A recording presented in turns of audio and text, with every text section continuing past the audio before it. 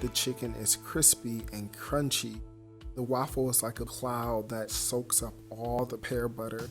Hey, I'm ReShawn Wilder, the creator of Eyes of a Foodie, and today we'll be making my pear butter chicken and waffles. My friend Takia from Tasty is going to show you how to make my signature dish. Pear butter adds a classy and elegant touch to my chicken and waffles. Start by adding diced pears and water to a saucepan. Then we'll add our nutmeg, cinnamon, cloves, and allspice. What a lot of people don't know is that I'm a flight attendant by day.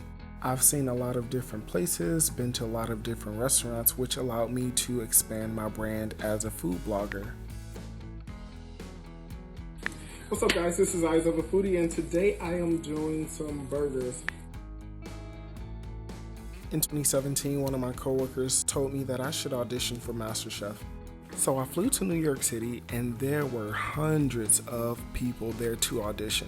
I knew that I had some competition before me. And to be honest, I didn't even make it past the first round. I went back home to Detroit and went back to work.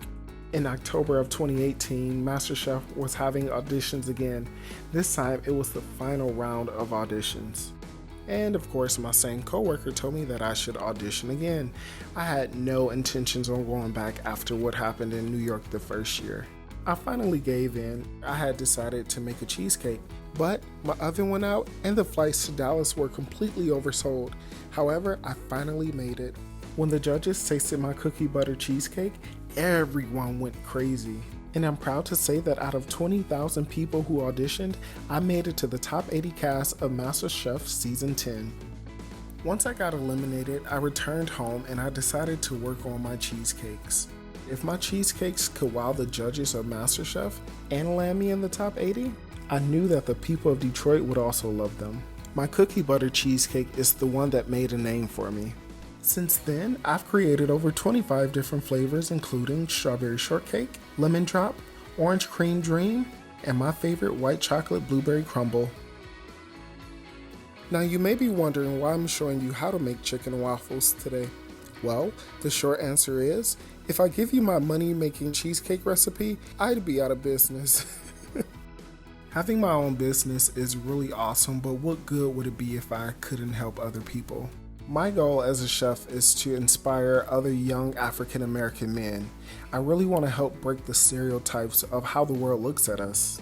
With all that's going on in the world today with police brutality, protests, and the Black Lives Matter movement, I know it can be easy for people of color to be discouraged or even negative, but I want to encourage all of us that we have so much to offer to this world. And it's important that we don't allow the hurdles that we face or what we see on the news or what we hear in the media discourage us from reaching our goals. My food journey hasn't been easy by far. I've been eliminated twice and even doubt tried to creep in sometimes, but I never allowed those things to hinder me from trying. I had to encourage myself daily, and I want to encourage everyone to use that same energy towards anything that you're passionate about, whether that's food or fighting for what you believe in.